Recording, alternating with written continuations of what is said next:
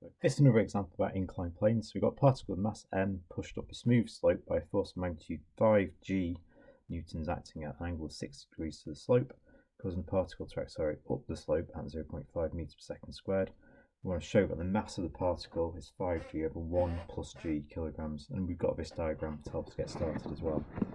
Okay, so a couple of things I'm going to add to the diagram. I mean, there's some other forces to take into account. So we also have a reaction force, so we want to put that on. We've got the weight of the particle. Well, we don't know the mass of the particle, it's just m, so the weight is just mg. And we're also told that the acceleration is 0.5 meters per second squared. So I'm adding all these.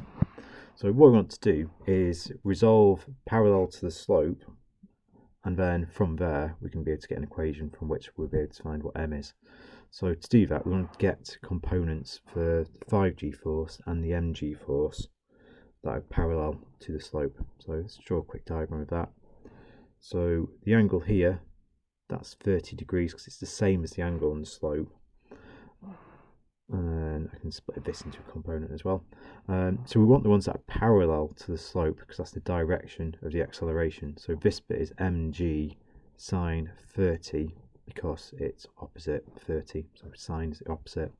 And that's equal to half mg because sine 30 is a half. Here we've got 5g cos 60. And then that's also equal to half times 5g, because 60 is half, so it's 5 over 2g down there. So if we resolve parallel to the plane,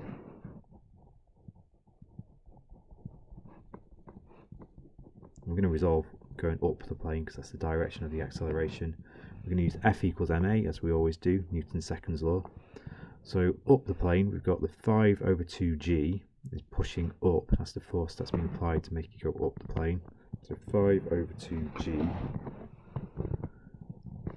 We then got a half mg to subtract because that's coming from the weight sort of pulling down the plane. That's equal to the mass times the acceleration. So m times 0.5 or a half m. Well, we're kind of on the right track now because we've got an equation that just connects m and g, and we want to rearrange that to get the equation up here that we're actually going to show. So perhaps multiply everything through by 2 to make things a bit tidier.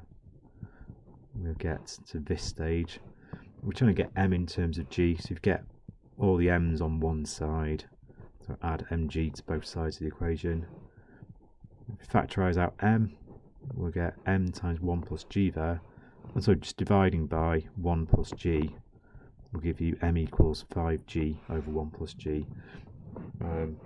which is what we were trying to show. So m equals 5g over 1 plus g kilograms, and we're done.